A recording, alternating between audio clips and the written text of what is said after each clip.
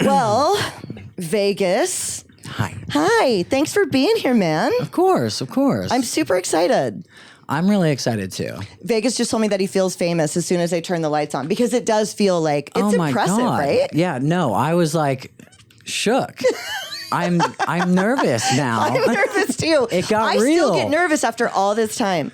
I also just consume too much caffeine though. That's true. So then there's that. Yeah, and I was just thinking about that too because I have like a nervous disposition. Okay. It's so crazy. Yeah. Like the littlest things, you know? And I'm like, what? Dude, you've been doing this for years. You know what you're doing. Why? And you know what? like, I do too. Like to this day, if I teach a big class, a sold out class, I still get a little nervous after 17 years.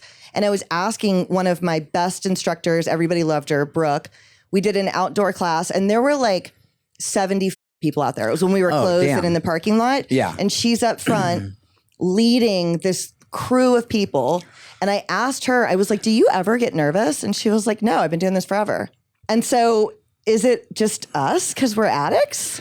I don't know, because I hear people speak at meetings. Yeah. And I hear them share, and like you can hear a shaky voice. They're shaking sometimes. in the beginning, yeah. Others are like full-blown confidence. Yeah. And I'm like, oh, I'll share next. I got some stuff to get off my chest. And then I don't. And it's like, so I don't know. I get so nervous before I share, even if it's just not a lead, but just to like raise my hand at HA. Yeah. I can feel it in my stomach right now while we're talking. For sure. It's like that, you know? Yeah. I think it's nurture. Yeah. It could be a little bit. Like the way we were raised. Yeah. Okay. I think so. Interesting. You know? Were you rewarded for better performance when you were a kid? Is that how you got approval? Was like doing well and performing well? Because I definitely was. Like I had a great upbringing, I think, but no one's perfect. Right. And I definitely had to jig for the approval. You know what I'm saying? Yeah, I had to get good grades and, you know? Yeah. No, dude, I feel like sadly, I feel like I got approval no matter what. Really? Do you know what I mean? That's not sad. That's good. Yeah. And like I grew up very well. Where are you from? Know. I'm from Las Vegas. Okay. Yeah, I spent some time there, hence the nickname. Duh. Winning. Yeah. Wow. Yeah. Right? It's like the Dylan episode. You're like, oh, shoot. Who's Mr. Wilson? Yeah. Doesn't it kind of sound like that might be a judge, though? But I felt like such an idiot when I asked him that because I took the time to look into his lyrics just to catch you guys up when we're talking about. Right. You didn't listen to King Lazy Eye's episode with me. Yeah. There's a lyric where it says, Mr. Wilson's got a warrant out again. And I asked this fool to his face. Yeah.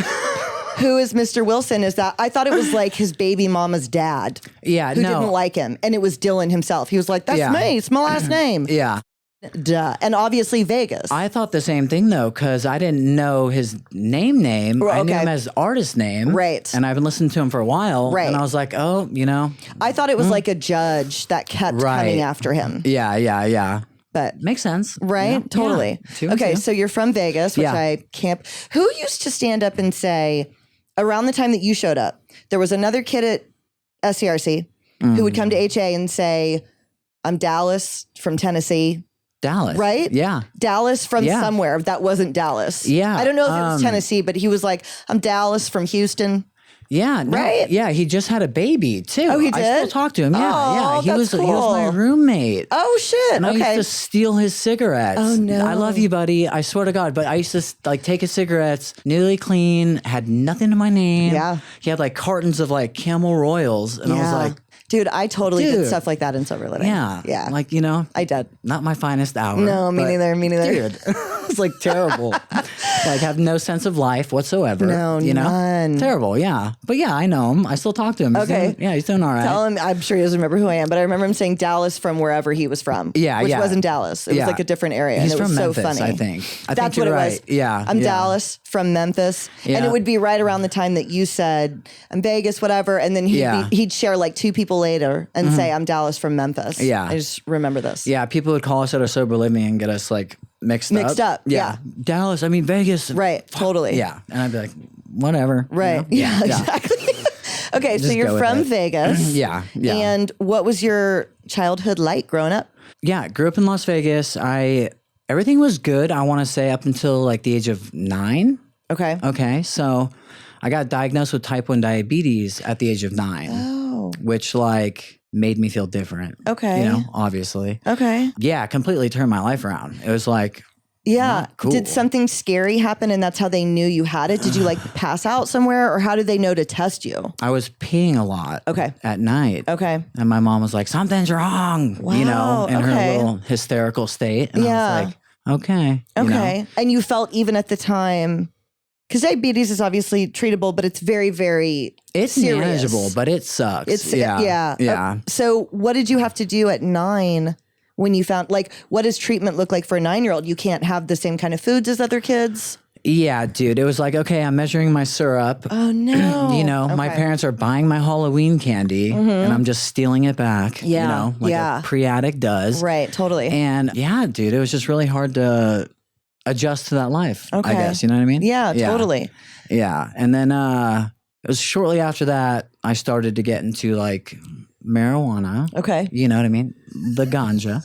You know what I'm saying? Yeah. And yeah, my older sister, I have an older sister. I'm a middle child. My older sister would hang out with these kids and they like were skater kids. And like I attempted to skate too. Yeah. And yeah, one thing led to another. My parents got divorced at like 12. Okay. I think I was 12 or 13. Okay. But like shit hit the fan shortly after. So weird when that happens, man, when you're like older. Yeah. You know? It's a trip. I mean, I was kind of grateful for it, you know? I am too because I got to know what it looked like to have Christmas with my parents and to have all the holidays. But then also I feel like it really affected us a lot, me and my brother, because we did know what it looked like to have the family and to have the two of them together. Yeah. So then we really missed it, you know? Yeah, exactly. So when you say shit hit the fan, the way the two of them acted?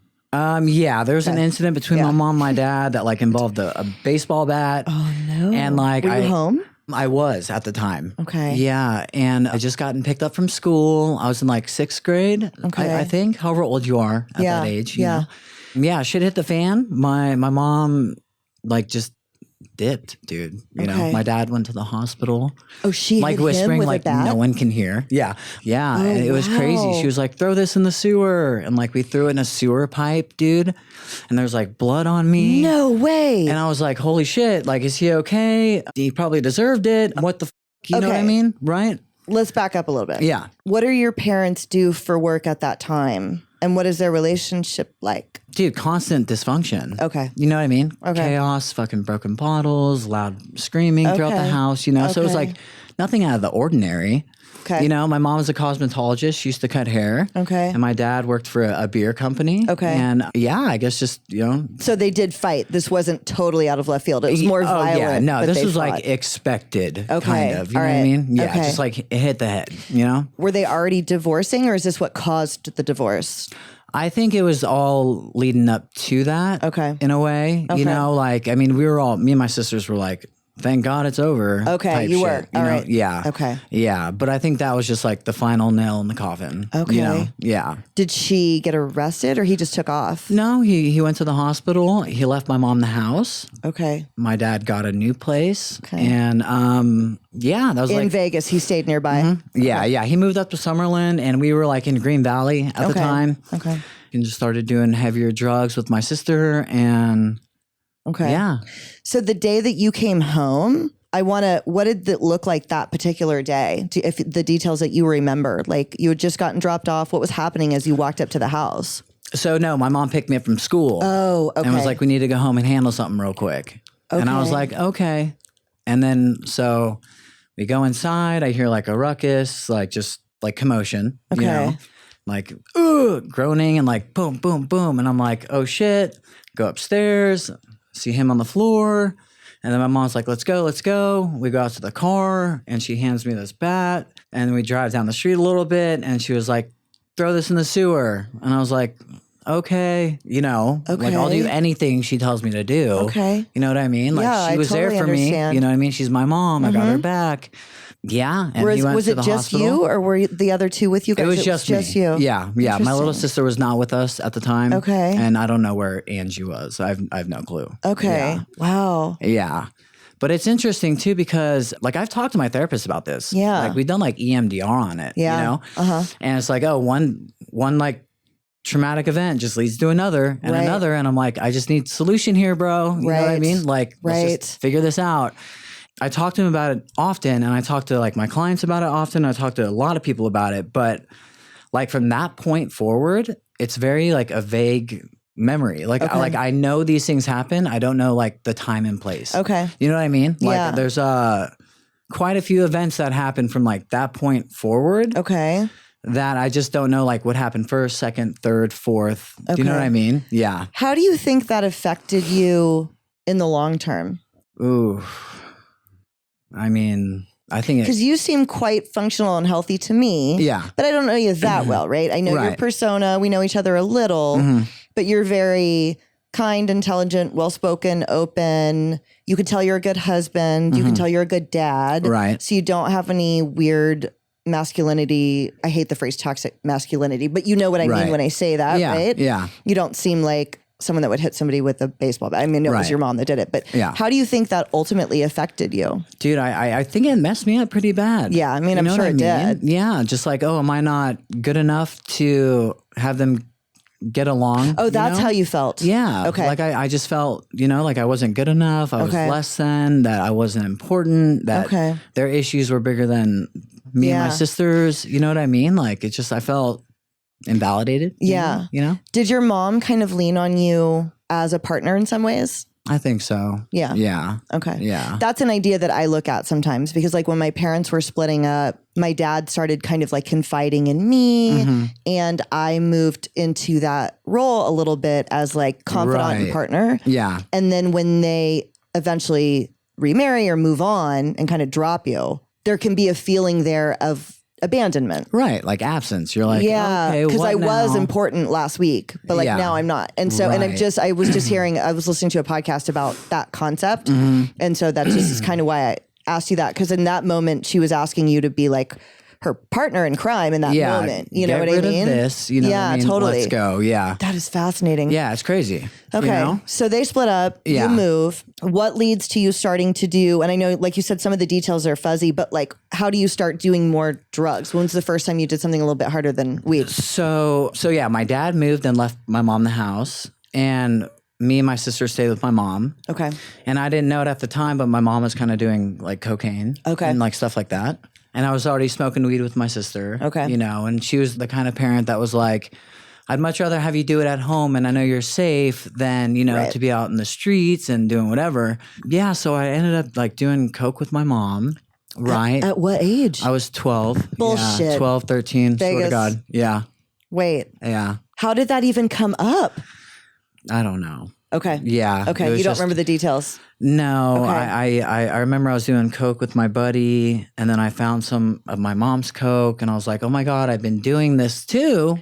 Like Emmett's bringing it by. This is amazing. And she was like, well, here you go. Oh, wow. And yeah. So just probably like one of the worst times of like the whole 16 years of addiction. Yeah. This is probably like one of the worst for sure. In what sense? I mean, it's a fairly traumatic thing to be doing drugs with your mom. Yeah. You know what I mean? Yeah. Or like scrounging the carpet for a crack rock and it's like... With your mom. I should be in school right now. Wow. And I have 3 truancies for not going. Wow. You know what I mean? Yeah. Did your dad know about any of this stuff? He didn't at the time. Okay. Yeah. But my dad would like come by and like see us or drop off like $20, Yeah. And he could tell I was fairly unhealthy. And he also got notifications that I had 3 truancies and was not going to school. Okay. And shortly after that, police kicked in the door. My mom got arrested. Okay. Yeah. And she got clean in drug court, which is fucking amazing. Oh, good for her. Because like not many people complete drug court. Sometimes though, drug court is such a great program. Yeah. When you're in it, it seems like such a bitch. It takes, for sure. 2.5, 3 years to do. But I've seen a lot of success come out of that. For and sure. for those of you guys listening, if you don't know what that is, sometimes you can get, if you've been charged with a crime and convicted, you can go do drug court instead of go to prison for 7 years. It's usually something kind of serious. Yeah. You can do drug court instead, live in a sober living and program and get tested all the time. And so she did drug court. Yeah, she did. What did she get arrested for? I think it was possession, some like child charges. Okay, like negligence. Like negligence, exactly. Yeah, yeah. Yeah, dude, I went to a rehab shortly after that. Oh, you did? Yeah, my first rehab, I was 13. Okay. Yeah. So when she got arrested, she bailed out. You didn't move. You didn't leave the house. She just bailed out and came home and then went to drug court. So you didn't get removed my dad from the took home. me from there. Your dad took you? Yeah, my dad Okay. ended up getting custody of us too throughout this Okay. whole process. And like, dude, it was just another change that I'm like unable to deal with in my current state. Totally. Yeah. How often were you using and what drugs were you doing at 12, 13? Daily, for sure. Smoking weed, doing coke. And daily? Yeah. Smoking crack. Yeah. Wow. Yeah. You're so well adjusted for someone that smoked crack at 13. You really are. I appreciate that. You have a family. You're a good dad. You're like a musician. Yeah. You're like Drew Barrymore over here. She's the only other person on earth that smoked crack at fucking 12. That's so funny. I think she did coke at like 9. I think that's about the youngest I've ever heard. She's like my hero. Is she? Like I like love in her. like for real? I love her to death. Well, maybe that's she's why. Incredible. Yeah, she's absolutely so inspiring to me. Totally, me too. Because you know, it's so interesting to me when that is someone's background. Because obviously, it's always hard to get and stay clean. But when that was also your family environment, because I knew what a good life looked like. Right. And so when I was doing drugs, I knew this wasn't what life could be because I'd seen it modeled by my parents. I knew it was possible to live a different way and that I was off course.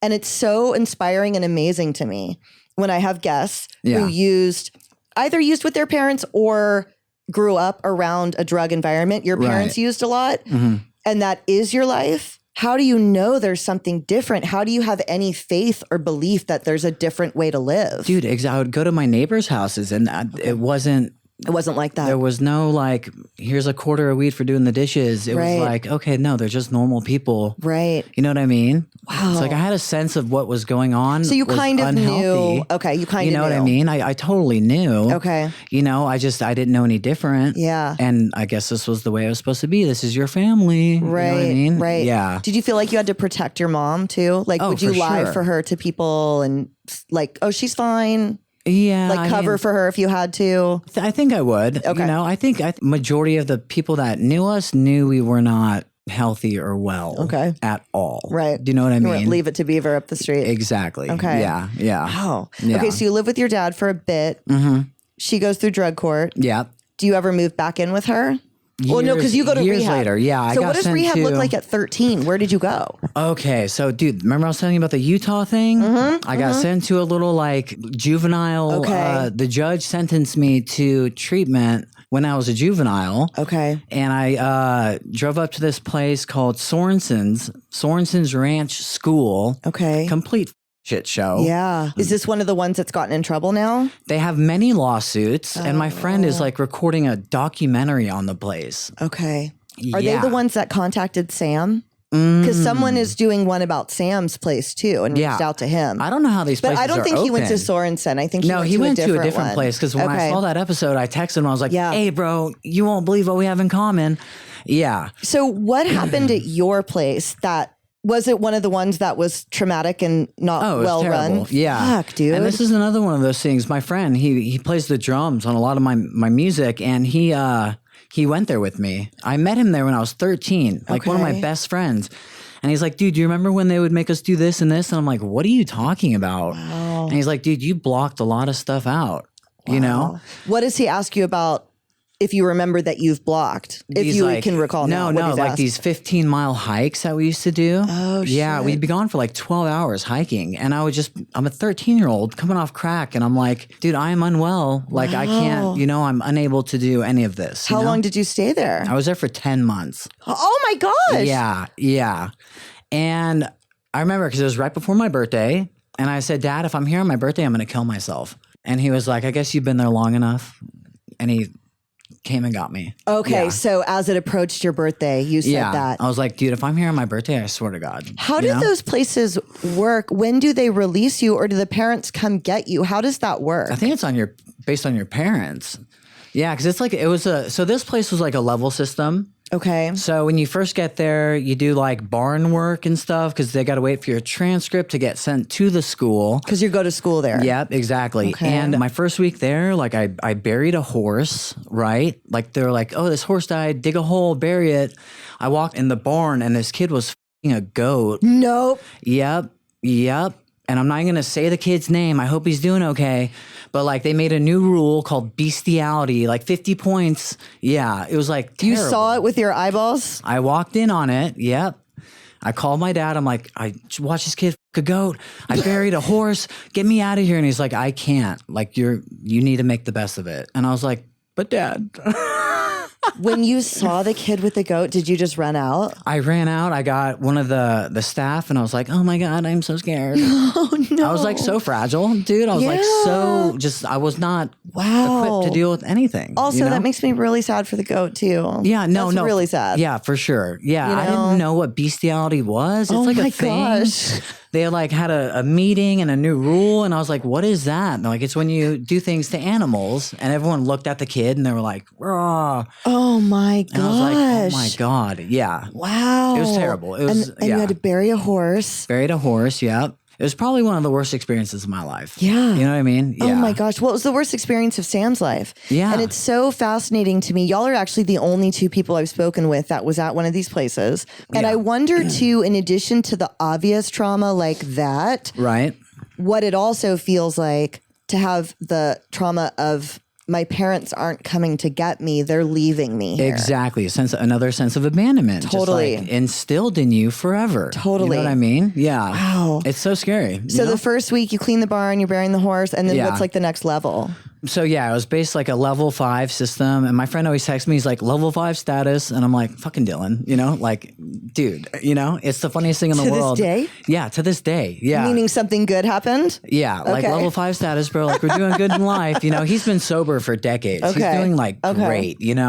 But yeah, so it's like you get more responsibilities, you get more freedom. Okay. Like level 4 and 5, you can go down to the gas station and spend like $1.50 on whatever at the local merch. You know what I mean? Okay. Was it co-ed? It was co-ed. Okay. Mm-hmm.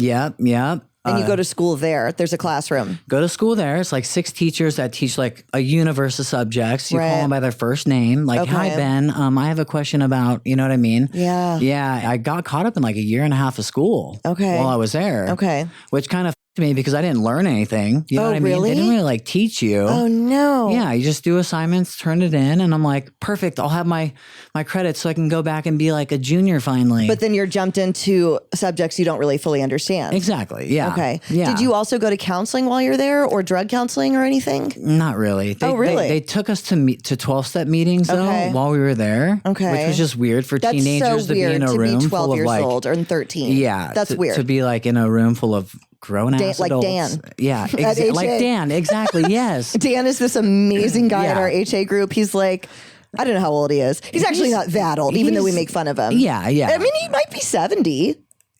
He was in like Vietnam or World War II or something. Yeah, or Korea. He's a legend though. That's all I know.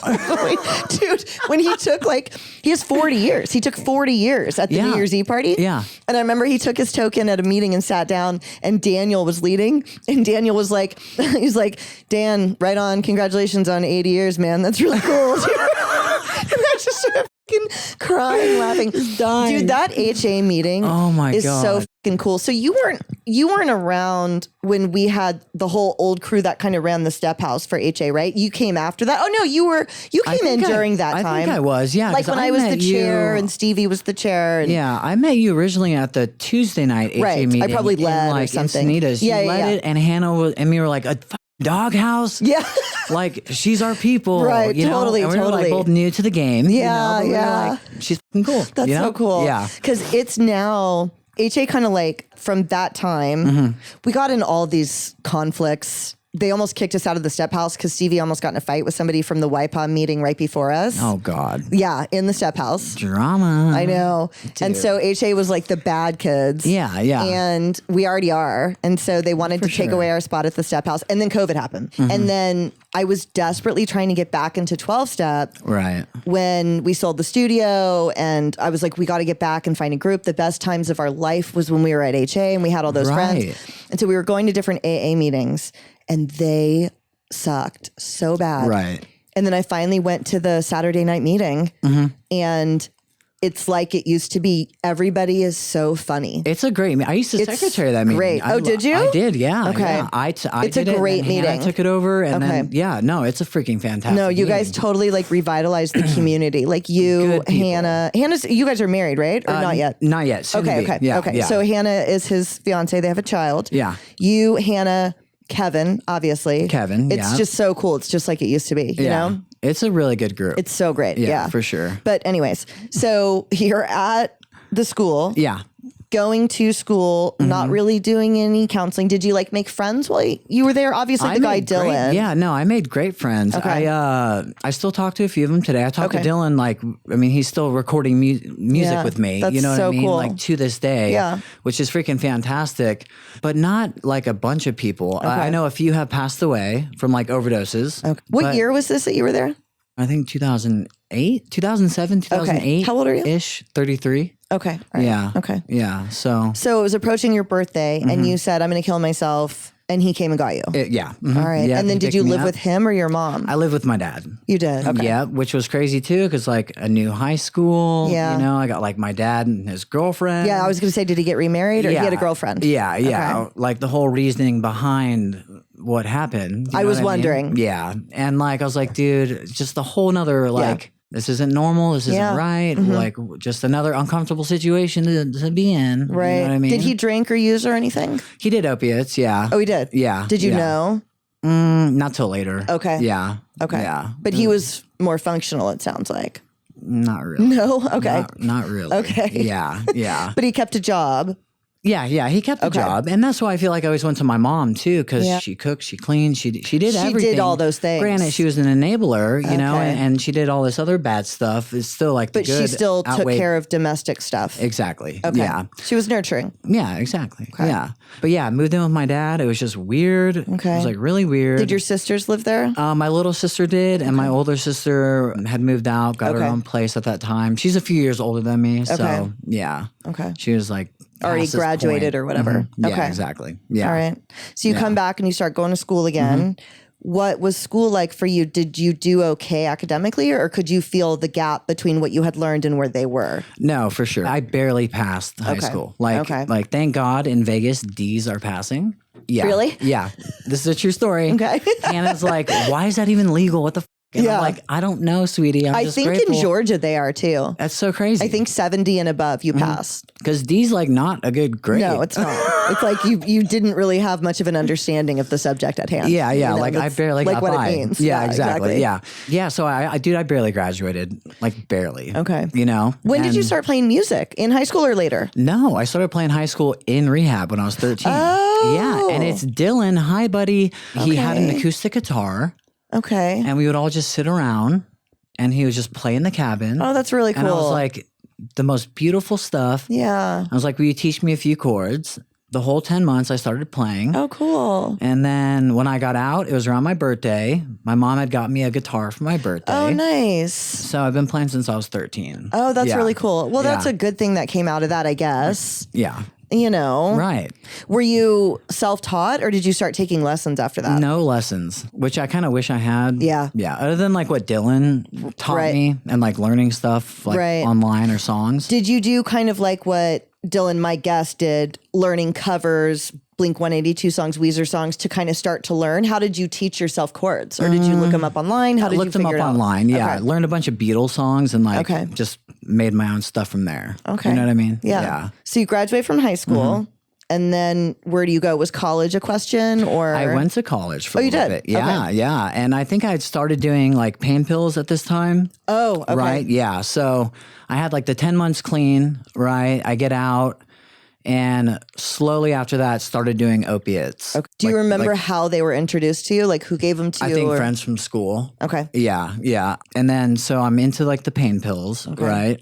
And then I start doing the Roxy 30s with a buddy who like lived in Vegas that was a client with me at the school. Okay. And so we started hanging out, like getting into the worst of it. And, snorting them? Snorting them and smoking them. Okay. Oh, that's right. That's when you could smoke them. Yeah. Okay. Yeah. Yeah. So I think I'm like a year and a half into college. Where did you go to school? College of Southern Nevada. Okay. Yeah. For sociology, music theory. Okay. And I'm like 12 credits shy of my associate's degree. And I had like a brilliant idea to like steal books from the bookstore because college books are expensive. They're very expensive. They're very expensive. And, I would just go and take a book off the shelf, rip the plastic wrapping off of it, and go up to the front and be like, I need to sell my book back.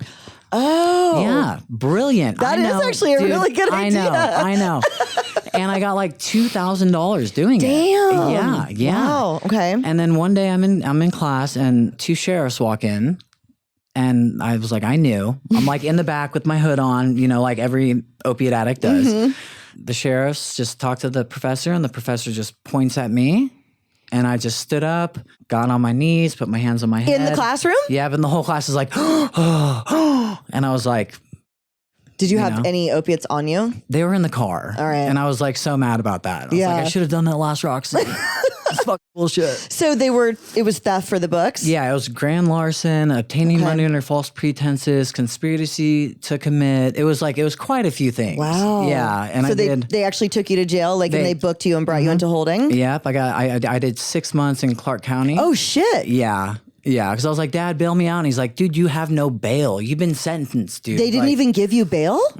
Not for that one. Oh, wow. Yeah. I remember I was there for 6 months, too, because I was like, oh, like, they actually take care of your diabetes here. This is incredible. Wait, do they? That they did at the time. Okay, so actually, I'm glad that you brought that up, because how does your diabetes care fit into you doing drugs the whole time? Did you ever get like sick from it, or what does diabetes maintenance look for you? Do you have to do like insulin and all that stuff? I do. Yeah. So yeah, sugar goes up and down, right? Okay. Like you have a pancreas that produces insulin. Yeah. So like you eat some carbs, the carbs break down into sugar.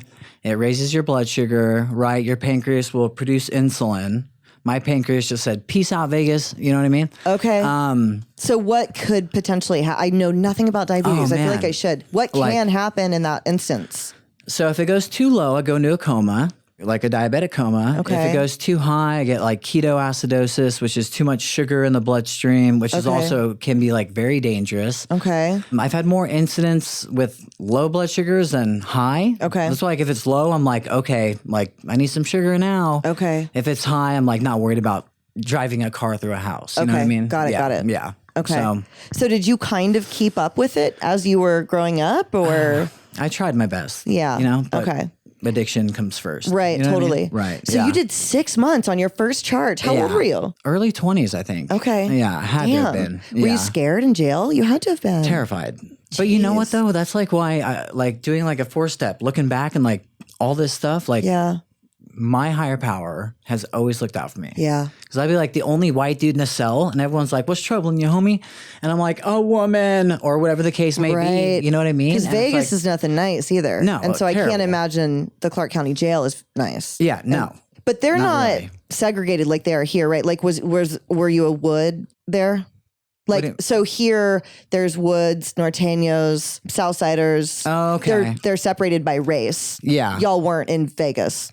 I don't know. I mean, obviously not, because you don't even know what I mean. A specific medical, like people who have medical conditions. Okay. They're like placed in like a big cell. Got it. You know what I mean? So I was Okay. like, oh, this is cool. That is good. You know, I can deal with this. Okay. Yeah. I've heard California is like the worst of the worst too. I don't know that anywhere else does that kind of segregation. Right. So maybe it's not like that in Vegas. Texas was pretty bad. Was it? I feel like Texas was way worse. You went to jail in Texas too? I did, yeah. Oh shit. Okay. Yeah, All right. Terrible. Well, we got to get there. that, Okay. Okay. So you do your 6 months in Clark County, and then what happens from there? Get out, start doing opiates again. Slowly graduated to heroin. My older sister was like, oh, this stuff is much cheaper. You know what I mean? Like, get down with this. She was the one that showed it to you the first time. Yeah. Did you shoot it the first time or smoke it? No, I smoked it for 4 years. Okay. Was it tar there? Mm-hmm. It's tar. Yep. Okay. Yep. I smoked it for 4 years, and I didn't start shooting it until I moved to Texas. Okay. So, yeah. Did you finish school? No. Okay. No, I didn't. And you were 12 credits shy. Yeah. Oh, wow. I know. Okay. Yeah. Life took me down a different path. Yeah. But aren't you kind of glad now? Dude, or I'm maybe so grateful. not, I guess. No, but no. I am. I am. I'm cool with it now. I wouldn't change a thing. Okay. You know what I mean? That's Like how I I feel too. fully accept, and I'm like, dude, I'm happy today. Totally, You know what I yeah, mean? Like I have yeah. a good life today. Yeah. It took what it took. You know what I Right, mean? Yeah. right. Yeah. So you get out of your 6 months. Where do you start to do then? My mom had moved to Texas at this time. At some point in the midst of all this to take care of my grandmother. Okay. I knew she was like clean and doing good, you know, and like my little sister moved out there too. Okay. I was like, this city, I need to get out of here. Yeah. You know what I mean? And I flew out to Texas to get clean. Okay. Yeah. How long after jail that first time, did you go to Texas? Like immediately or not? No, a few months went by. A few months went by and then you went. It was a little while. Yeah. Okay. Where in Texas? Longview. Okay. It's like a little village where everybody knows that Vegas is going to steal all your shit. You know? Yeah. Like, let's go to Walmart for Is that when they started calling you Vegas? Because nobody would have called you Vegas when you lived there, right? Yeah. Was it when you moved to Texas? Okay. Yep. Yeah, dude, I don't know. You know, I so did you have a heroin habit by then? I did. Oh, you did? I did, yeah. So did you bring dope with you on the plane? I did in my guitar case, dude. And it's so funny you say that because I did. And I was like super scared about it. Yeah. Totally. The guitar case, it's carry-on or you send it. Okay. Yeah, just taped it to my little sound hole there. Okay. And I like made it But tar through. can like look like anything. Yeah. You know what I mean? That's true. Like it can look like a rock. I've told the story in the show before, but I accidentally had some in my purse once. On the way out to North Carolina and back. Yeah. And went through like a couple of different layovers. Okay. And there was like a 20 in my purse just out in the front pocket wrapped in like clear plastic. Right. And it had gone through a bunch of different x-ray machines, but it would have looked like a little pebble. A little rock. Yeah. A pebble. Okay. So you brought some with you. Yeah. And then where do you go? Did you move in with your mom? My mom. Okay. Yeah. And I tried to do good when I was out there. Okay. I think after I'd used that little bit, I was clean for like 3 months, I would say. So did you have to kick? I did. Yeah. My mom's. Yeah. Okay. Did she Yeah. know what was going on? Yeah. Oh, she did. Yeah. Okay. I kind of told her what the was up, you know? Okay. I need to come get clean. And Did you know that if you started doing heroin, I guess you did know because you'd already been doing Roxy's. So you knew if you stopped doing opiates, you got sick. Oh yeah, for sure. You did know that. Yeah, right? yeah. Okay. And I hear that too. Like, oh, I had no idea. I'm feeling like I didn't shit. know. You know what I mean? I think I heard that on Rachel said Rachel's the same episode. thing. I was like, I hear that all the time. Yeah. You know what I mean? But I had a gist of like coming off the crack at 13, like I'm going to feel some kind of way because this is no longer in my system. Right. My body's not accustomed to this like way without these drugs. Yeah. You know what I mean? Do you have to kick crack? That's one I never really did a lot. It's more mental. Okay. Yeah. Just like mental terror. You know what I mean? That's yeah. so sad. Just like I'm fiending and I'll do whatever for this. I'm just furious. I'm full of rage. Yeah. Yeah. At Yeah. 13. More irritability, more, Yeah. But Okay, so you get to Texas, you move in with your mom, and then what do things start to look like for you? I got a job serving tables. Okay. Just it's what I knew, I think I just got like tired of just working and being sober, you know what I mean? And started to look for what I loved, which was opiates. Okay. Found the right people. Right. Sadly. Just right back where I left off. Yeah. You know what I mean? Okay. Yeah. So, but really just like work, hospitals, being dope sick, 5150, 5250. From what? To try and get clean. Oh, okay. Yeah, So like you would occasionally try to go detox. Oh yeah, for sure. I would Okay. check myself like yearly to a detox. Like we'd like, let's Did you go to wait Dallas, tables Mom. the whole time? I did, yeah. I served tables for like 8 years. And you could actually keep a job when you were strung out? Not really. Okay, but you'd bounce around from place to place. Yeah. Toward the end, it was like I worked at every restaurant in Longview. Okay. And they were like, dude, No one will hire I'm not you. even hireable anymore. Right. Yeah. I'm unable to work. This has become such a problem. You know what I mean? Were you still playing music that whole time? I was, but not the way I feel like I should have been. Sure. But it came to that point where it's like a chore. Yeah. Like just to pick up your guitar, strum a chord. It's like, oh my God. Totally. Like, Yeah. I'm just freaking out. What is a 5250? I know what a 5150 is. Dude, What's a 5250? So it's a 14-day lockup. Oh. It's a real thing. Because I had no Okay. idea until they told me. And I was like, So what qualifies, and just so you guys know, if anybody's listening doesn't know, a 5150 is when you get institutionalized for 3 days, basically against your will, right? Because or not necessarily against your will, but if you're a danger to yourself or others, you can be hospitalized for 3 days. right. What qualifies for a 5250? I don't know like the specific qualifications. Okay. I can tell you what happened though. Yeah, tell me what know happened. I mean? So Yeah. I was in a meth psychosis. Okay. Right? All right. So at some point, meth gets introduced to you. Yeah. Yeah. Okay. So like in Texas? Okay. Yep. So like 3 loves of my life: heroin, meth, alcohol. Yeah. Like for sure. Oh, you drank the whole time too? I did. Yeah. Like consistently. You know. And I'm like, oh, I'm not an alcoholic, but like, dude, you ran a woman over. Dude, what the hell are you talking I about? still say that. Yeah. Okay. Yeah. And then also, I want to hear the story about running a woman over. Oh, it was okay. terrible. So what happens when you get 5250? So yeah, I'm in a meth psychosis, and I'm like freaking the fuck out. Were you shooting dope by then? I was, yeah. Okay. At this point, I was, and I'm walking through traffic in the rain in Texas, and it's like pouring rain, like Texas rain. Yeah. You know, like you can't see the hand in front of your face rain. And I hear like honk honk, vroom, and then all these cars. Like I'm in the middle of the street, you know, like I'm not the addict that's on the side of the street just talking to himself. Like You're in the street. Yeah, exactly. Oh my God. And I caused like a 4-car pileup. Oh no. Yeah. It was absolutely terrible. And next thing I know, I'm just sitting there like, oh my God, like I'm invincible, you know? Oh shit. Like yelling and screaming in the street. Okay. I'm just going to go on my way. Next thing you know, I'm getting admitted to like Longview Behavioral Hospital. And they're like, you're here for 14 days, like mandated 14 days. You've been 5250'd. And I was like, wait, what? I was like, you don't get it. Like this is just a bad circumstance, you know? Yeah. Right. Yeah. Okay. So we might be jumping ahead, but when did you run over a lady? When did you hit a lady? Was before this. Yeah. Okay, what happened? Yeah. So again, I'm shooting up heroin. I can't hold a job. Okay. It's funny because You living with your mom the whole time? I had a trailer. Okay. I had a double wide trailer. Like in her yard? That was like proudly mine. Okay. You know what I mean? How did you get a hold of that trailer? I think me and the woman I was with like took a loan out for it. Like bought it? Yeah. It my credit up for sure. Okay. You know? Where did you meet in Texas? Yeah. Okay. She was working at the restaurant that I was serving tables at. Okay. You know, and she played guitar too. Okay. Which was like cool, you know. But she was an alcoholic. Okay. You know, so like 2 and 2, not well. And she knew I was a heroin addict for sure. And we had our fair share of issues, like to say the least, you know? Right. Like I can feel the healthy today in my relationship. Right, you know? totally. Like, I get it. Like we weren't on like speaking terms and I was dope sick. And like I had an ulterior motive to go and get $20 from her. I drive over to her house because she was with her dad. She's like, F you. And like she left the trailer. Yeah. Okay. She's like staying with her dad for a little while. And we started talking. And like next thing you know, we're both drunk. We're both playing guitar and we're out of liquor. So I'm like, let's go get some more, you know? We're driving back in my little minivan. And so she's in the passenger seat and we start playing tug of war, like over the bottle. Okay. And actually fighting or just like play fighting? Actually arguing. Like arguing, you know, over like the first drink of this bottle. Right. And so she goes to jump out of the car. I'm driving, she jumps out. And throughout this process, like we're both still holding on to this like item, the bottle. And so she goes out and goes under and she jumped out of the car? Yeah. So like she went under and I'm holding on the steering wheel. And the bottle. And the bottle. And when she went out, I veered right and I went skadoosh. Yeah. And ran her over? Mm-hmm. And she went under the carriage of the van.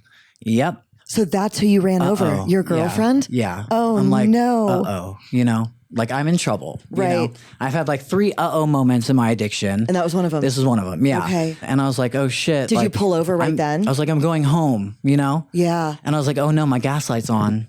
I do need that $20, you know? Oh. Yeah. And this is like the insanity of it. Hold on. You pulled over. Did she just get up? No. So I turned around to get money from her, you know?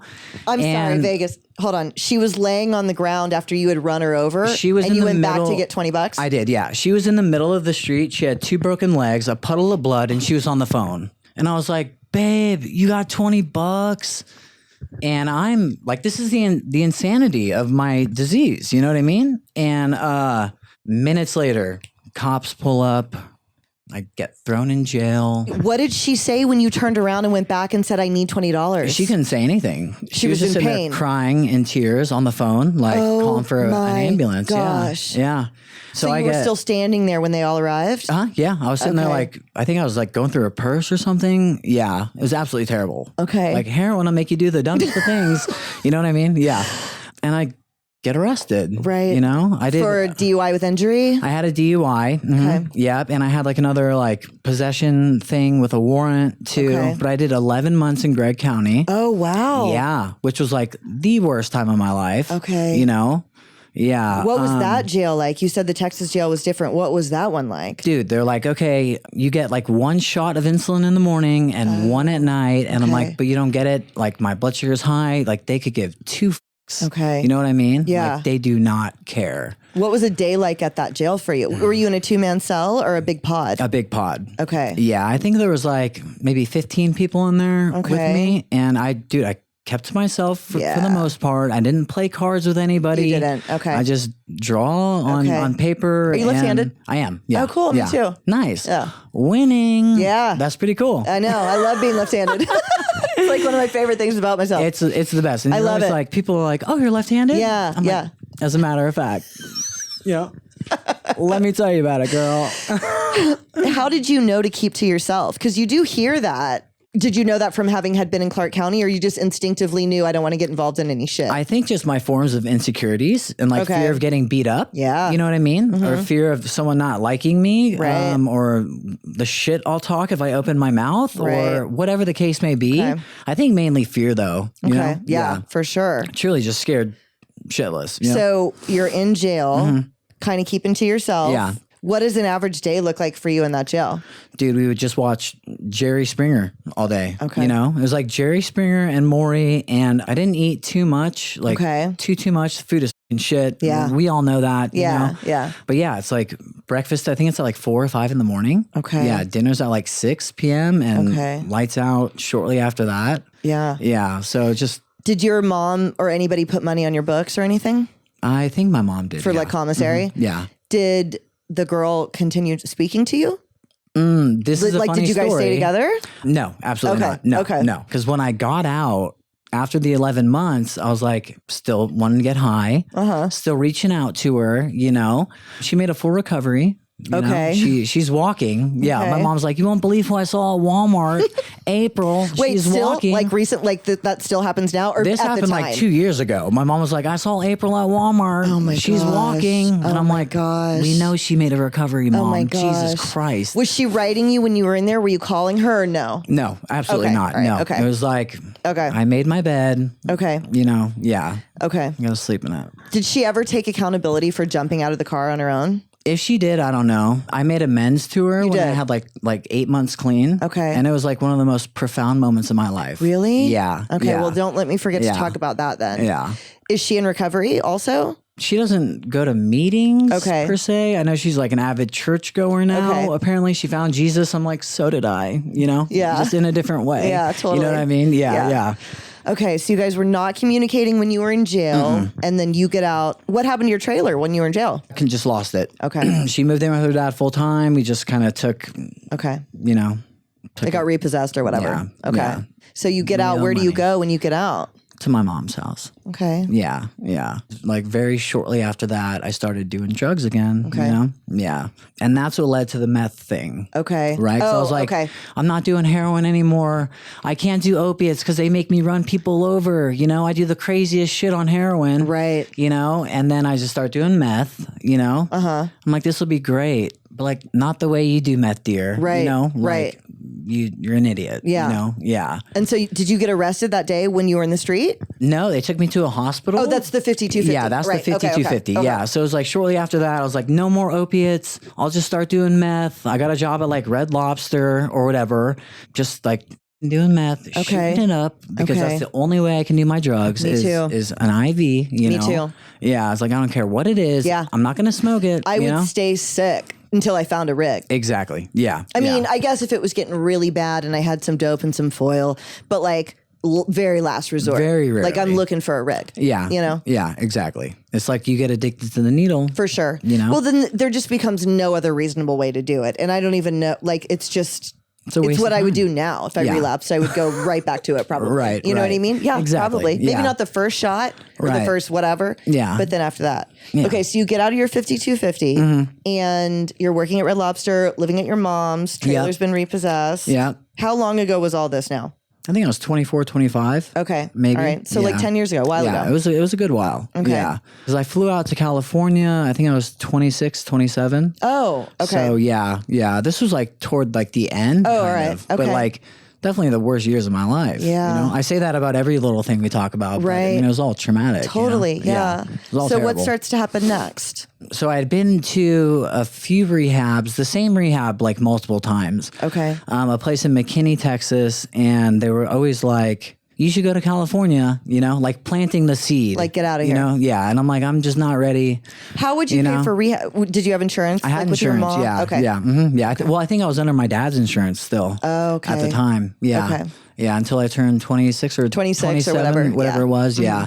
So like I do my yearly, visit, behavioral hospital here, little detox there. I even tried like IOP at the behavioral hospital place. It's like, I did want to get better. Yeah, totally. I just didn't know how. When you were in rehab, because like I did want to get better also. And so I would go to the groups and I would participate and I would get a sponsor. Did you like do all the things when you were there? I did. Yeah. You did? For sure. Okay. Yeah. And I've never like AMA'd either. Yeah. I've always finished like. Yeah.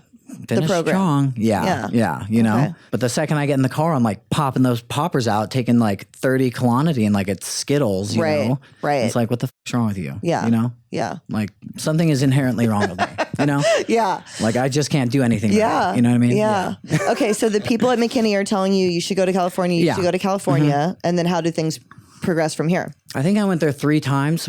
Within that year, that time frame. And the very last time I went, I had a meth pipe in my sock. Yeah. And like a phone up my ass. It was like, everybody laughs so hard at this story, but I'm like, dude, no. And like the nurse was like, have a seat. And I was like, can you just show me to my room, please? Oh, you know what I mean? my Yeah. gosh. Yeah. And he was such a sweetheart and he had seen me like 3-4 times. He knew me. I was like, I just need to go to the room. And he's like, okay, your room will be number whatever. Yeah. An Obama phone. Yeah. Mm-hmm. And wow. You're the first guest, probably not that has done that, right. that has admitted it. Yeah. Oh, yeah. No. Was it in like a baggie? How did you even make that work? Yeah. Yeah. I wish you guys could see how he looked at me. And it's f***ing terrible because I didn't even have service at the fucking rehab. It was in the middle of f***ing nowhere and it didn't even work. So you smuggled it in and it didn't work? I was like, oh my God, yeah. So I scraped the last of this meth pipe and I was so upset. I was so upset. I would be too. Yeah. I was like, I'm fucking leaving. Holy shit. I couldn't even deal with it. So committed. Like rage, Yeah. Like rage. Wow. Yeah. I was so upset. I was like, oh my God. Dude, I don't think this is what happened to me. Yeah. I can't believe that.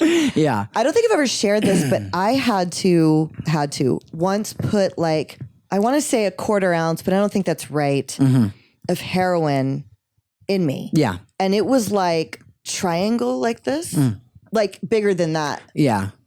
And I did it. So uncomfortable. Yeah, I did it. Yeah. And I got to my boyfriend's and I didn't know how to get it out. Yeah.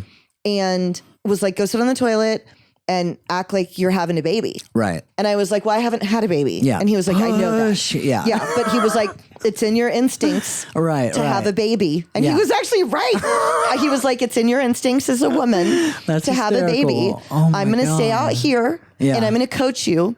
Right. And you're going to have the baby heroin. Yeah. And I was like, okay, I'm really scared. Get this heroin. Because he was dope sick. Oh my God. And he was like, so you're going to have the baby heroin.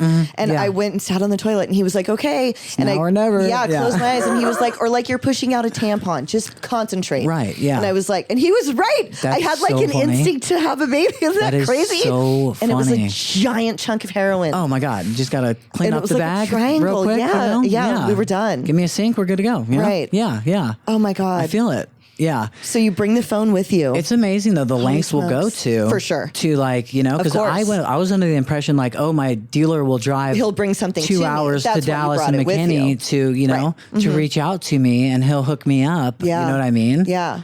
No service in the forest in there anyway. Fuck. It's fucking terrible. Okay, so you're there, you've got your phone, you finish the meth pipe, and then what? So they were like, this is our 3rd time seeing you. You should probably go to California. And I was like, I'll do it. For sure, I'll do it. I just need to go home for a week and get my affairs in order. Right. You know what I mean? They're like, okay, done deal, like story of any addict's life. Right. It's like, I'm not ready yet. I just need to do one thing first. Right. You know what I mean? Right. Yeah. So I finished my treatment there and go home to get my affairs in order. All of your affairs, the repossessed trailer, the absolutely Obama nothing. phone. Minivan that's been repoed, you know what I mean? Like nothing to my name other than like an Epiphone, you know what I mean? Just one little guitar.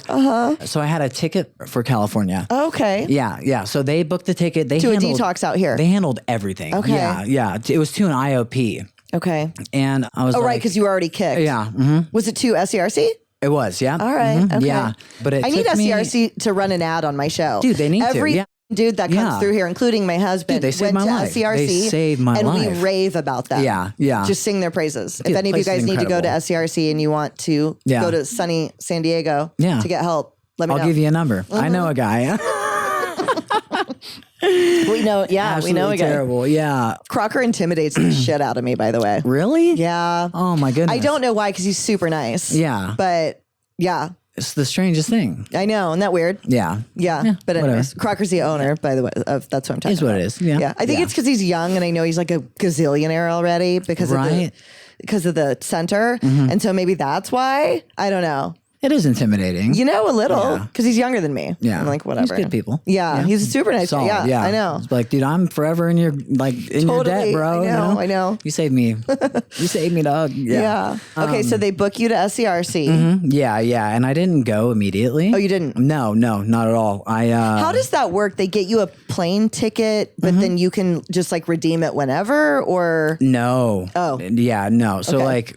like for our treatment center, it's like if you don't book your ticket and you don't make it, like tough luck. Okay. Kinda. You know what I mean? Okay. Yeah. So it's like when you're ready, let us know. Okay. We'll book you a ticket. Just get on the plane. Okay. You know what I mean? Okay. Yeah. So Yeah. did you lose your chance? Or I mean, obviously no, because here you are. Yeah. No, I didn't. So I go back home and I'm like doing heroin now, again with the meth. Okay. You know what I mean? And I'm like shooting it like terrible. Okay. Like terrible. And I think like 6 months went by. Okay. And I was like, hi guys, to the detox again. Yeah. And they were like, okay, well, you should really go out to California. Okay. And I was like, I will for sure. I can go in 1 week. That was like the story of my life. I swear to God. Yeah. And dude, we laugh about it, but it was like, seriously, I'll go in 1 week. I swear to God. Yeah. Like my arm was falling off legitimately. Yeah. And within that week's time, I overdosed 3 times on heroin. Yeah. Wow. Yeah, dude. Yeah. What were the instances? Where were you, and how did you survive? I was at my mom's house. Okay. Were you alone? Paramedics, yeah. No. I mean, I woke up in an ambulance all 3 times. So she was home. Yeah. Okay. Well, one time I woke up with the paramedics in my room. Okay. And who the other found you and called them? my mom. Okay. Yeah. And she always is like, you almost died 3 fucking times that week. Wow. I'm like, I know, Mom, but look at me now. Look at me now. Yeah. Holy shit. Saving the world. But it's so weird. It's like it doesn't really scare you. Yeah. Or did it with 3 in a row? That might affect me. I mean, I don't know. Not at the time. It didn't. Okay. You know what I mean? Because, Okay. I had never overdosed before. Right. I've been shooting heroin for like 8 years now. Right. You know what I mean? So I'm Right. like, oh shit, like what the fuck is going on? Do you think fentanyl had made its way into the supply, or do you think it was just heroin, strong heroin, and you overdosed? Maybe, and possibly because my tolerance was down. Oh, right. Yeah. You know what I mean? I mean, I'm sure there are a few variables, Right. but I knew there was fentanyl in the tar. Okay. Because my probation officer told me. Okay. It's like, you do fentanyl? And I was like, I don't touch that shit. I do Oh, but it heroin. was in your test. Yeah. All right. Okay. I was like, oh. What were you on probation for? It was like a family assault charge. Me and my little sister got into an argument. Okay. And like we pushed each other. Okay. And I got arrested. Did she live there too? Man, my little sister's been a boss, dude. She's always like made great money. She's Okay. like doing her fucking thing. Like granted, we all have our issues, you know, but like I believe she was with like an ex at the time, staying with them. And does she still live in Texas? She does, yeah. And your mom does too? Yep. Okay. Yep. Okay. Yeah, it was just crazy. Okay. Yeah, just a weird time. So what was the end result of that week? And then you did go to San Diego after that week? Yeah. So like I had missed the flights. My mom was like, please book him one more ticket. Like just one more ticket. I will get him there. I swear to God. Yeah. I woke up in a hospital the day my flight was supposed to happen. Yeah. And I was like, oh, thank God I dodged the bullet kind of, but I do need help. Right. My mom got me from the hospital. She was like, we're going to the airport. I said, I need to go home real quick. It'll take me 1 minute. I'm so stupid. And I had like some meth and some heroin in a little like front pocket in a shirt hanging up in the closet, Okay. And I'm in the bathroom for like an hour or something, Right. Right. And I'm just like out of my gourd, just up, Yeah. And we started driving to Dallas. And it was like the most heartbreaking car ride ever.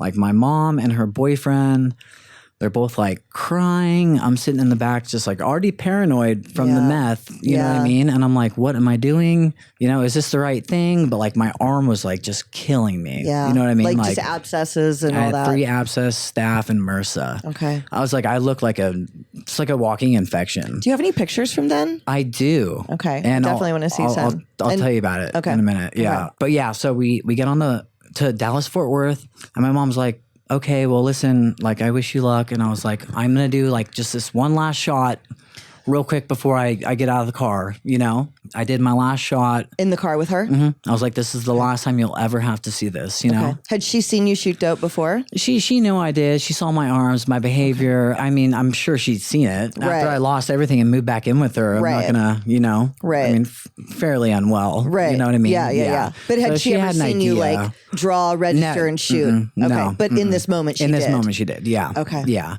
And I was like, I love you. You know, like, wish me luck.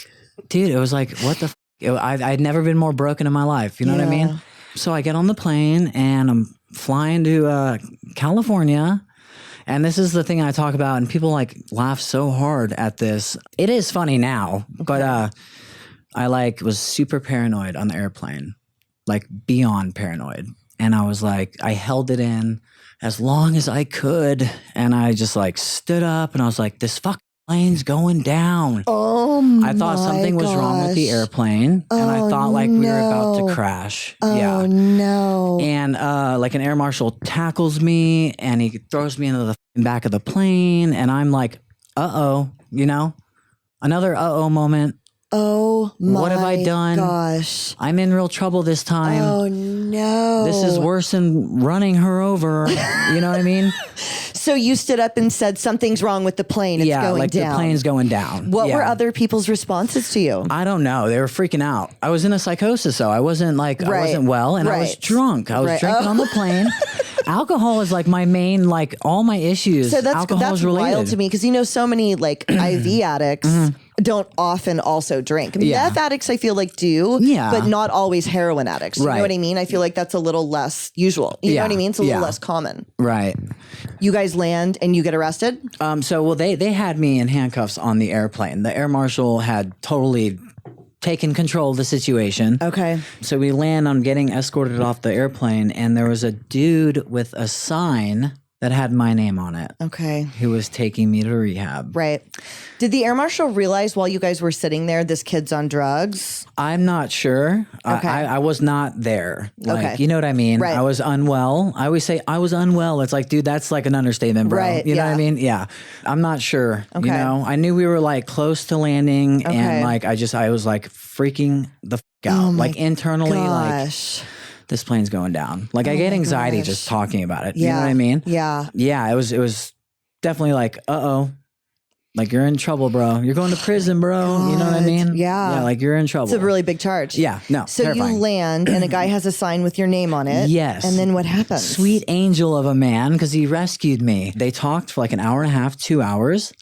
And they're like, no, he's sick. He needs help, you know? Wow. And like, this is like a prime example of God doing for me what I couldn't do for myself. Yeah. Because they let me go. Wow. And I go to detox. Wow. Yeah. And then And you never got charged with that? Nothing. Okay. Like, you're good. Yeah.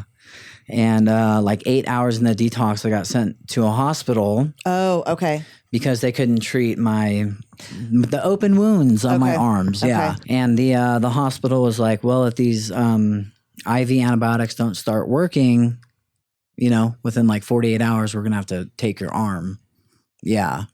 No. And I was like, but I'm left-handed. You don't get it. I was like, I'm a musician. You don't get it. It was your left arm? It was my left arm. Yeah. No. I was like, please, you don't understand. You know what I mean? Right? Oh my like, gosh. no consequence great enough for my addiction here. Right. Holy shit. And thank God for all the people out there. I'm still a lefty. Yeah. Right? Oh my God. Yeah. Yeah. So is this your sober date? No. Oh, okay. No. Oh, right. Because you used once after you. Okay. I did. So what happens now? You go to SCR. You go.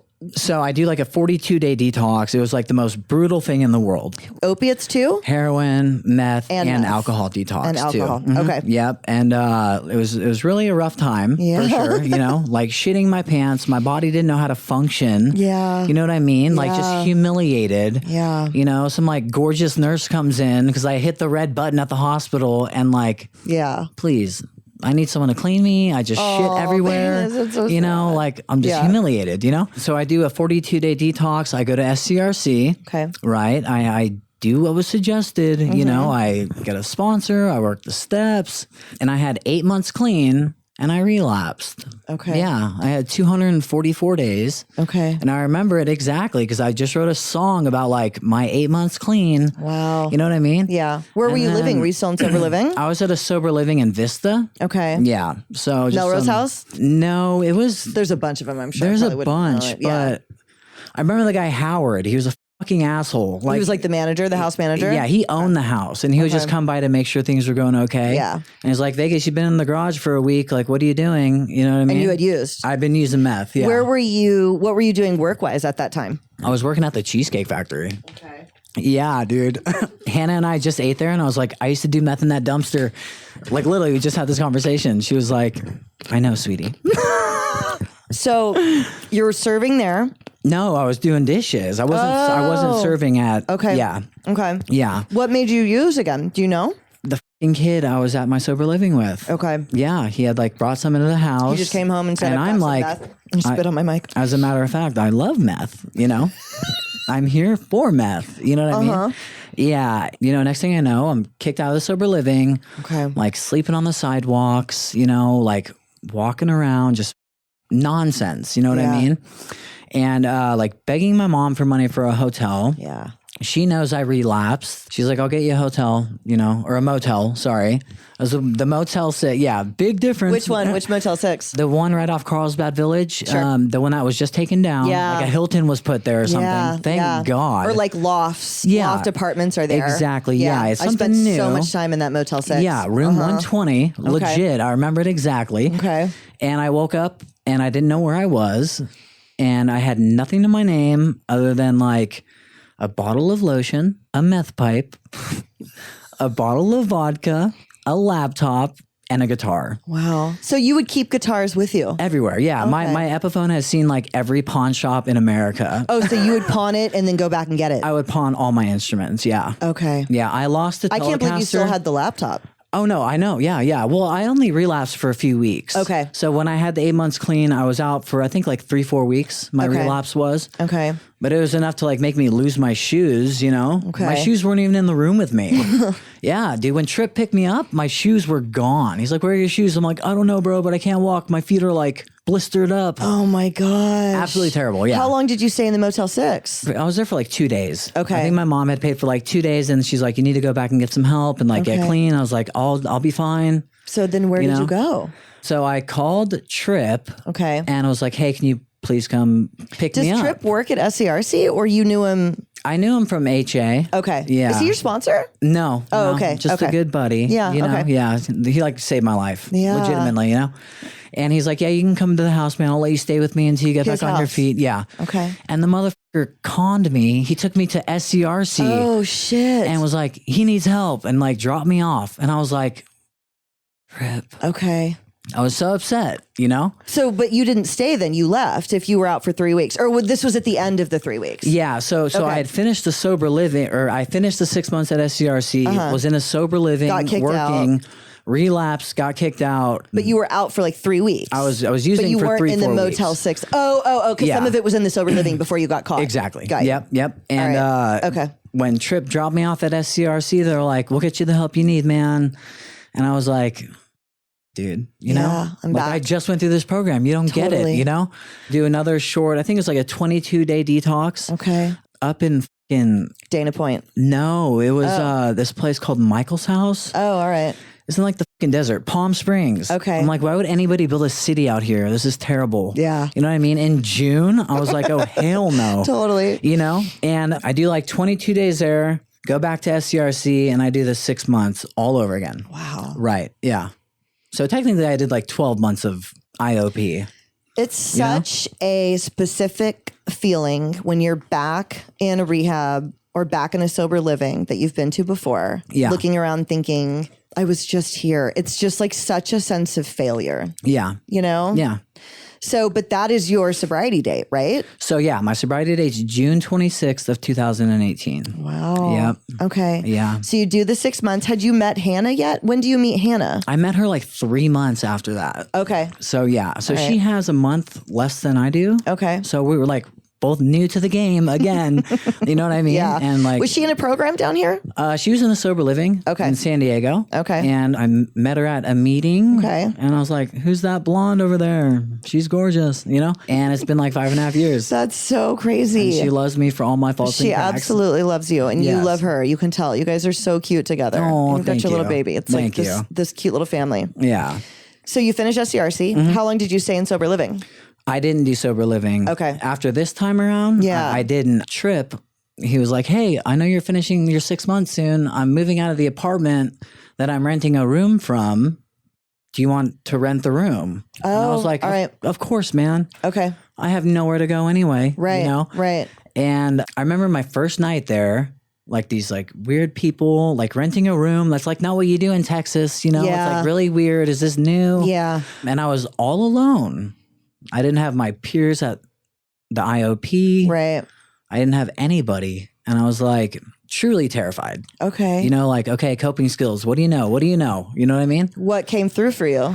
Prayer, and I called a few alcoholics. Okay. You know? Yeah. Okay. I think that was, So that's actually a really good segue into like the recovery piece of things, right? So, and where were you working? Did you go back to Cheesecake Factory? I was not working at this time. Okay. Yeah, but I got a job at Olive Garden. Okay. And I served there for like a year. Okay. Yeah. And now you work in treatment. I work in treatment. Yeah. Okay. Yeah. And that whole thing was just happenstance, really. Right. You know, I went and spoke at a treatment center. Oh. And they were like, the clients love you. Do you want to work here? Oh. And I called my sponsor. He's like, okay. Okay. What's your position there? Like a tech or something? What are you called? I was a tech at the time. Okay. Then I was a clinical liaison. Okay. And now I'm a case manager. Okay. So kind of like slowly like. Have you gone to school for it yet? Or are you going to? No, I finished all my schooling. Oh, you did? Like the KDAC and all that for the stuff? counseling stuff, yeah. Oh, cool. I'm just in the process of getting my hours. It's like 3,000 hours. Yeah, it's a lot. Yeah. Yeah. I remember when Rachel was doing that. Yeah. Okay. Baby steps, yeah.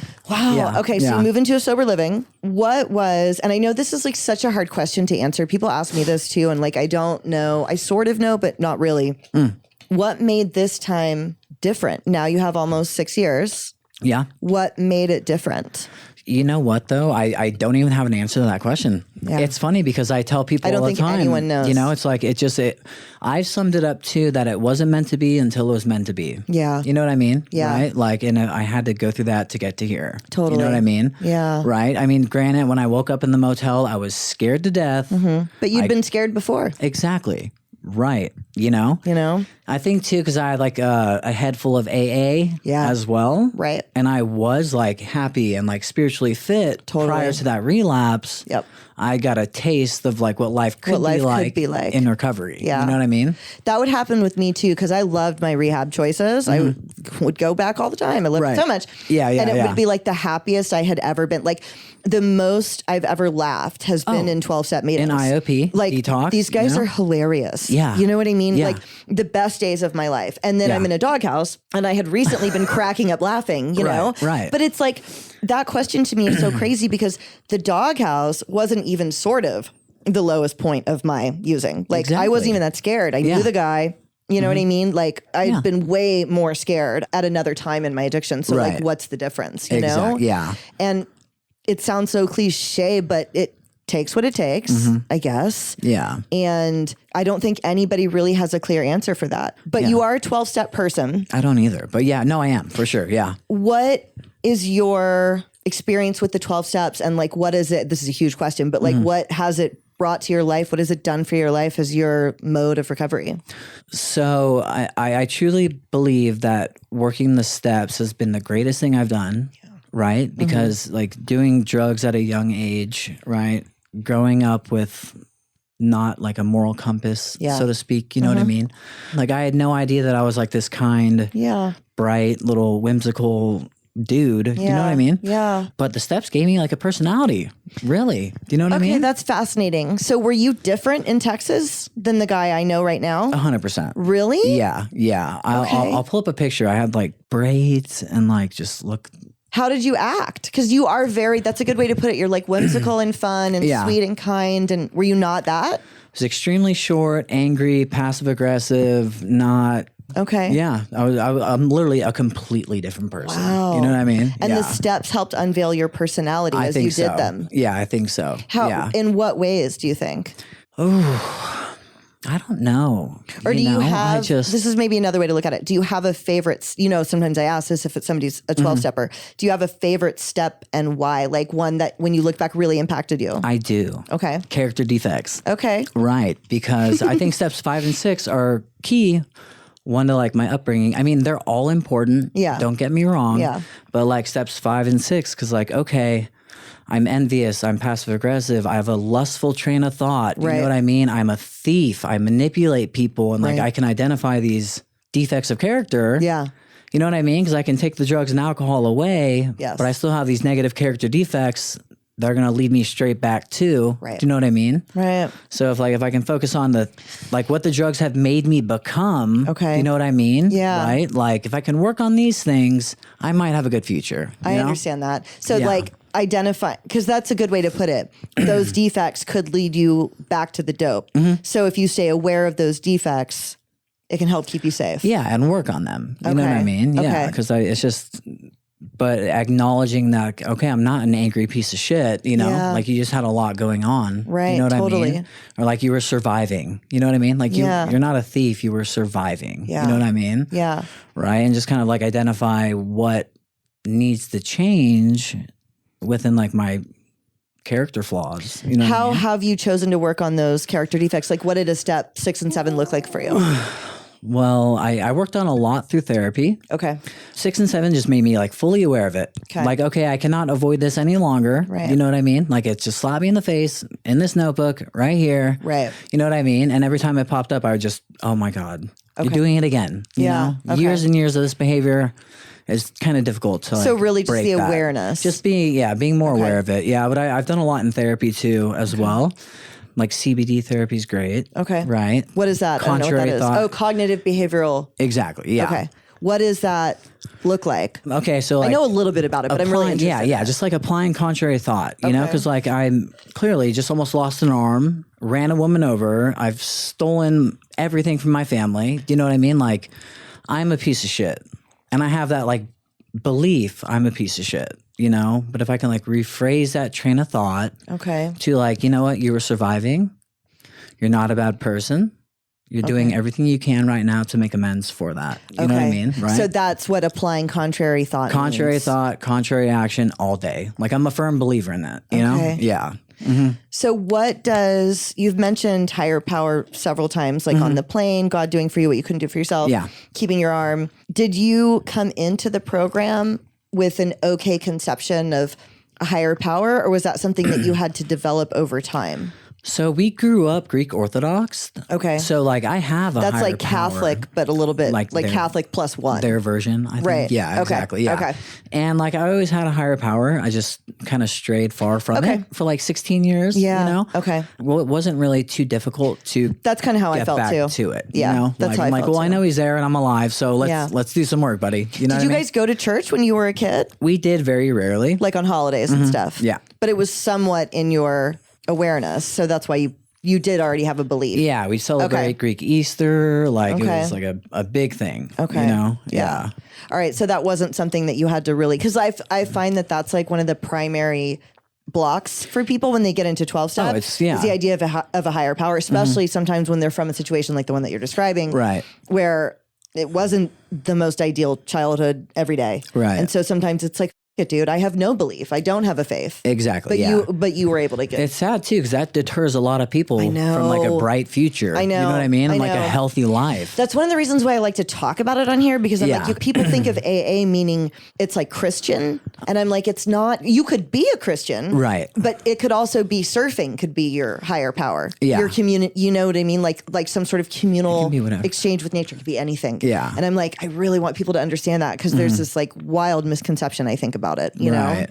And I'm not even a religious person. Right. Like at all. Right. Like I'm a spiritual person. Right. You know, like Which is a different thing. Spirituality's not man-made. Right. Religion is. Yes. You know what I mean? Exactly. And like there's a big difference. There's a huge difference. People they can't really differentiate. I mean, I couldn't differentiate Right. religion and spirituality 5.5 years ago. Right. I was unable to. I didn't know. You Right. know, I was new to the game, you know? Yeah. So what does your connection with spirituality look like for you? Oh my God, man, I honestly try my very best to like make people smile, to make people laugh. Right. I try to build connections with people. I try not to judge people. I really don't, you know? I get the vibe from you that you don't, that you're not a I judgmental person. very rarely Something do. I have to work on. Very rarely do Okay. I like actually like sit and be like, yeah. You know what I mean? Yeah. I get along with everybody, and I believe that like my higher power puts people in my life to help me get to where I need to be. Yeah. You know? Okay. Or they, you know, because like this is healing to me. Right. This right here, what we're doing today. Yeah, totally. It's healing. Yeah. You know what I mean? Like Yeah. to talk about it. Mm-hmm. It's like the first step in healing. Yeah. It's got to, Yeah. you know what I mean? Totally. Yeah. I don't know. You know, I do feel like I'm a very spiritual person. Yeah. You know, and for the most part, because I have more good days than bad days. You do know? seem pretty like mellow. Yeah. So if something happens that does upset you, what's your way of managing that emotion? Ooh. Honestly, I've been dealing with some family stuff. Okay. With my sister. And The older one or the younger one? Okay. Older one. And it's like I see red, like legit, I get angry, I talk about it, you know, whether it's my sponsor or Hannah, poor Hannah. I'm like, you don't get it. You know what I mean? Yeah. But just like knowing someone's there to listen takes a whole bunch off my chest. Okay. You know what I mean? Yeah. Say a prayer and I write about it, you know? Right. Yeah. Okay. Yeah. Yeah, I'm sure your music has got to be therapeutic for you, obviously. Yeah, for sure. What is the relationship with your family now, with your mom, your dad, and sisters? So my older sister is missing. Like no one knows what's up. She's been missing for a while. Okay. You know, she called me on my birthday in December. Okay. And I hadn't heard her voice in years. What number did she call from? It was like a text now number. What you does know? that mean? It's like an app. You can Oh, like, create so like a number. you don't have a phone. You just use it. I used to use those. Yeah, Okay. Yeah. So my older sister is God knows where. Okay. My Is she dad. an addict as well? She is, yeah. Okay. Yeah, heroin. Do you know. think Texas? Do you have any idea? No, so she's in Las Vegas. She never left. Yeah, my older sister's in Vegas. No one knows her whereabouts. My dad is still in Las Vegas. He's got his fair share of troubles. My mom's in Texas, doing great. She's doing good. She's been clean this whole time? She's been doing fantastic. Wow, I'll be that's like stressed awesome. out. She's like, "Did you call your sponsor?" I'm like, "Stop. You're right. I just need you to listen, Mom." You know what Yeah. I mean?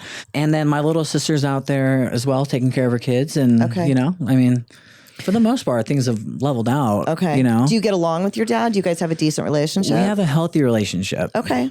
I mean, it's the best it's been. Okay. There's still a fair share of issues, but it's healthy. Yeah. You know? Better than what it was. Yeah, totally. Yeah. Wow, I can't believe your sister's missing. Yeah.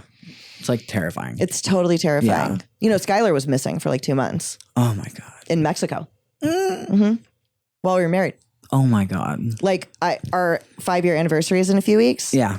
And of course I was thinking like, I'm going to make a TikTok. That literally says, last year at this time, I was Googling how to divorce a missing person Right. because I didn't know where he was and you have to serve him papers. Yeah. Yeah. So I was like talking to a lawyer about how do I serve this guy? Right. Isn't that crazy? Yeah.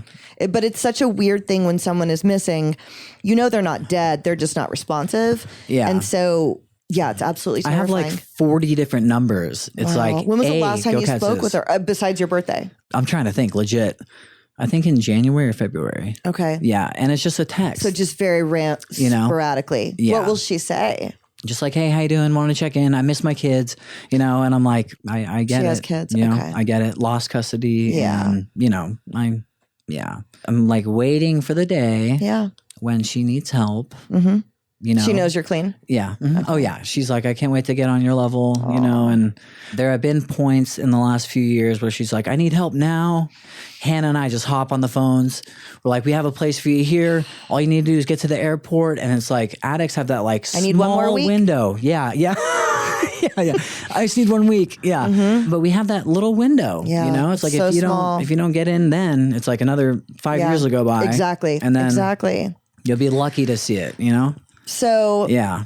You work in treatment now. Mm-hmm. You continued playing music. Mm-hmm. How old is your child? Charlie is 2.5. Okay. Yeah, I know. What was that whole, because how sober were you? How long did you have? A few years. Okay. Yeah. All right. Yeah. I had a few years. The pandemic already happened. I was like spiritually broken during the pandemic. Were you? I was like this close to a relapse. Wow. Yeah. Why do you think? So, and I've analyzed this. At the time, a lot of my sobriety was based on the fellowship. Oh, yeah. Right. And not so much of work with my higher power. Sure. So when I was like, I'm going to fucking kill myself, my sponsor was like, okay, well, we need to rework your steps and figure out where you lost connection to your higher power. Yeah. You know what I mean? Okay. And like kind of redid the work. But by then meetings were like back in action. Right. I was like, totally.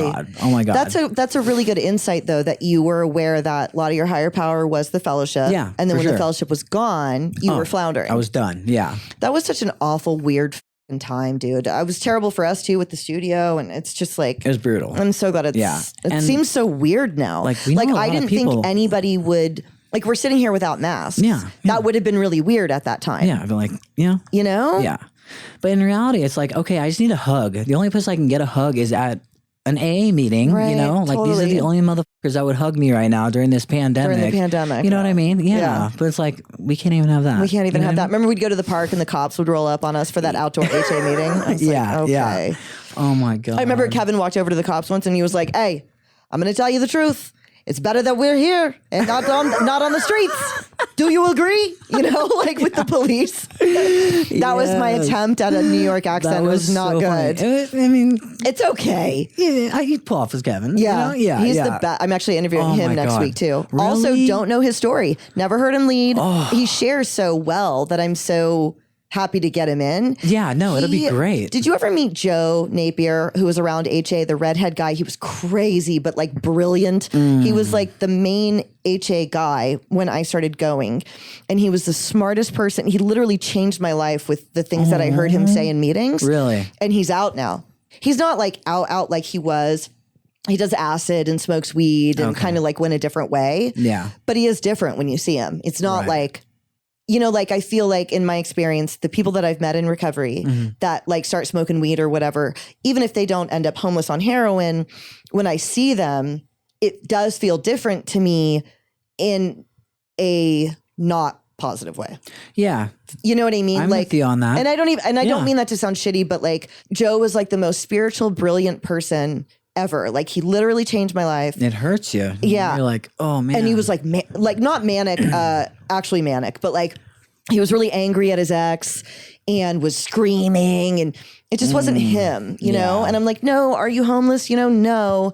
Do I feel like you're living your best life? Not really. Maybe not. Yeah, exactly. And I feel like that would happen to me. Although actually, no, I would end up homeless again. If I tried to smoke weed or drink, be a matter of time. I would use a needle again. I wouldn't go years smoking weed. I didn't even like, you know what I mean? Like, I really think I would end up doing hard shit. I would plus my clean quickly. time. Yeah. And my clean time means a lot to me. And if I lost my 9 years, I'd be like, I'm not losing my 9 years over a Miller Light. I'm going to shoot meth and come back. And then the guilt and the shame tagged along with that. Right, exactly. You know? Yeah. I truly believe if, you know, I'm grateful for today and the last 5.5 years. Right. But if I were to use again, I would be a picture on my mom's mantle because I would Right. You know what I mean? We totally would now. Like, it's a totally different world. Yeah. The game has changed. Yeah. You know what I mean? Yeah, for sure. So let's talk about your music a little bit too. Okay. Where can everybody find you, find your music, find all your stuff? Okay. So any streaming platform that you know, that your heart desires, you know what I mean? You can find it anywhere you want. Michael Vegas Gialketsis.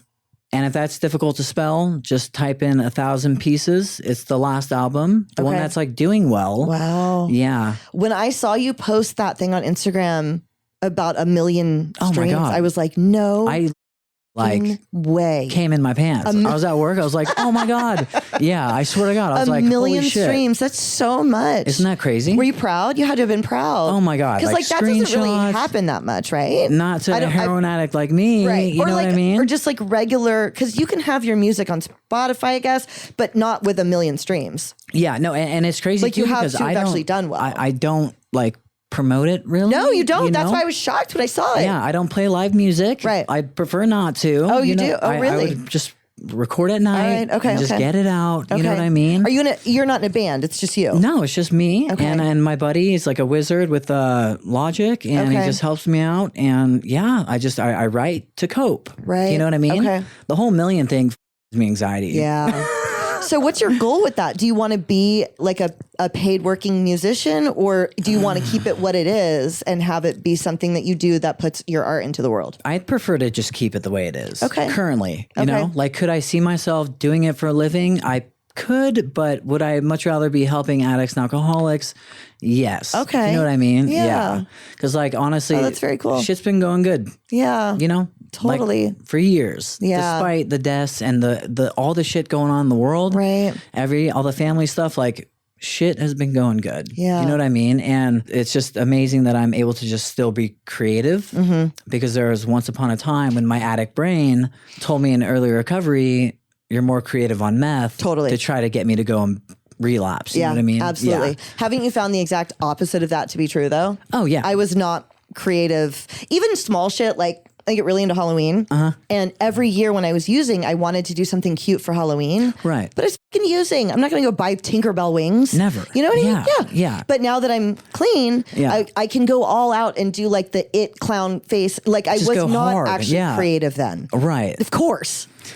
I would tell myself these things, you know? Yes, and it's like, okay, no. And like, I couldn't even play my guitar when I was using. Dude, you're a fucking idiot. What are you talking about? That was something that shocked me about Dylan's interview, that he did play while using. I was He's shocked one of the only by people that. I've ever heard say that. Yeah, no, never. It's like a chore. Right. You know what I mean? Totally. It was for me. You're just not inspired. I was shook by that. When I heard that, I was like, oh, wow. I know. I was You know surprised what by mean? that too. Yeah. He's a different breed. Kudos to you. Yeah, right? You know, I know. like, I respect it. I love his music too. Yeah. Like, he's incredible. Load of Guns is a very good song. And that other song, 25. He's gifted for sure. Yeah. You know? I just hope he can stay on the straight. keep his and narrow. attitude. Yeah, exactly. Like, all right. Yeah. Matthew McConaughey. That He's a shit is good guy funny. though. Like even after he said that, do I seem like I didn't graduate? Right. Immediately he was like, I'm just kidding. I'm just kidding. He I'm caught just playing. I'm himself. just playing. Yeah, exactly. Yeah. So he's But his spirit's in there. Yeah. But it's important too to find some stuff you're passionate about. Yes. Like you have everything you're doing here. Yeah. You know, like my music, and it could be anything in the world. It doesn't matter what it is. Yeah. You know, because Hollywood would be like, oh, you didn't stay sober because you haven't found your purpose. Yeah. Or your passion. And I'm like, what the are you talking about, Chris? Yeah. You know what I mean? What do you mean? But now you know what he means. And now I get it. Yeah. You know, and it's just It's so took what it took. true. Yeah. Like my studio kept me sober this time. I know it did. The one that I ended up owning. Right. It meant the whole f***ing world to me, and to be teaching again. Right. What would you, I don't know if you could even answer this, and then I'll let you go because I got to go get Tank from school. But what would you, if somebody didn't know what their purpose was, how would you suggest finding it? This is a huge question. I don't even know what I would say, but how would you suggest finding your purpose? It is a thought-provoking question. I mean, and start with anything that you enjoy. Yeah. Like, okay, I enjoy exercise. Chase I enjoy your joy playing is guitar. what I would say. I enjoy writing. I enjoy painting. I enjoy, whatever it is, and just run with it. Yeah. And hopefully it'll find you. I was actually just listening to a podcast right before you came over. I forget the woman's name, but she was talking about tracking your joy, and it's going to lead you to what you should do. And the way that she suggested getting there was, she was working with the client, and she was like, what are your 3 favorite things to eat? Right. You know, put yourself there. Favorite things to see, feel, hear, the feeling that we just put together. And she does it in like a meditative way. Right. This is joy. Where do you feel this?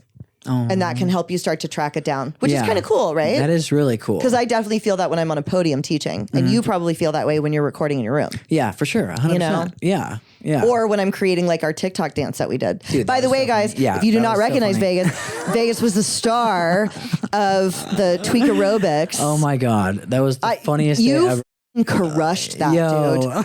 Like the most perfect person I possibly could have asked. I was like, holy shit, dude. That was so fun. My little get up. That looked great.